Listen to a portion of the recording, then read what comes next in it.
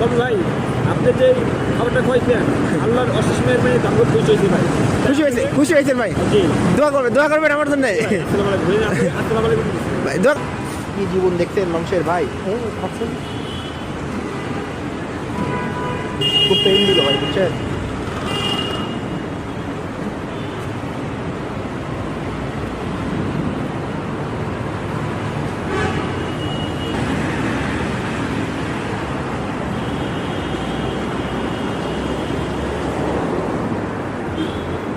যে ওই খাবারটা যে পরে আছে আপনি যে খাইলেন, ওই খাবারটা কি গন্ধ কিংবা হচ্ছে এরকম খাইতে পারলেন?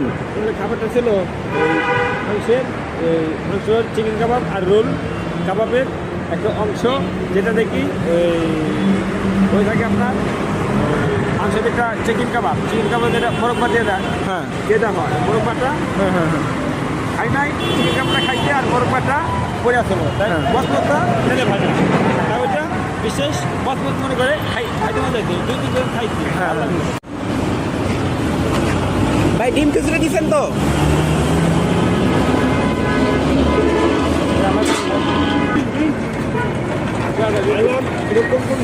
খুব খুব খিদে লাগছিল।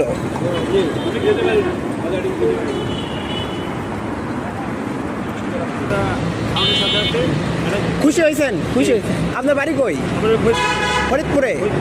আচ্ছা, এখানে কই থাকেন?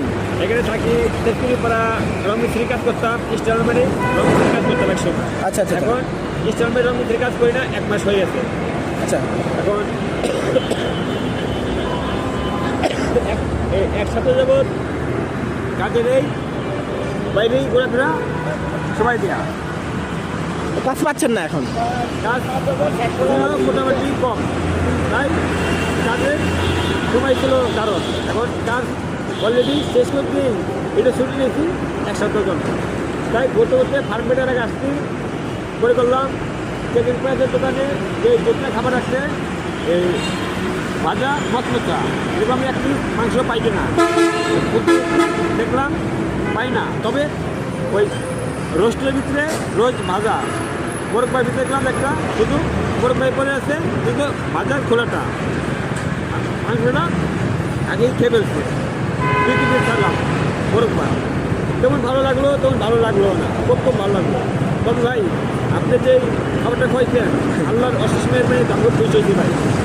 খুশি হয়েছেন ভাই। জি দোয়া করবেন আমার জন্য। আসসালামু আলাইকুম। ভাই দোয়া করবেন। আমি এখানে মাঝে মাঝে আসি, বুঝছেন তো? আমার নাম শেখ মোহাম্মদ। আচ্ছা আচ্ছা, শেখ মোহাম্মদ।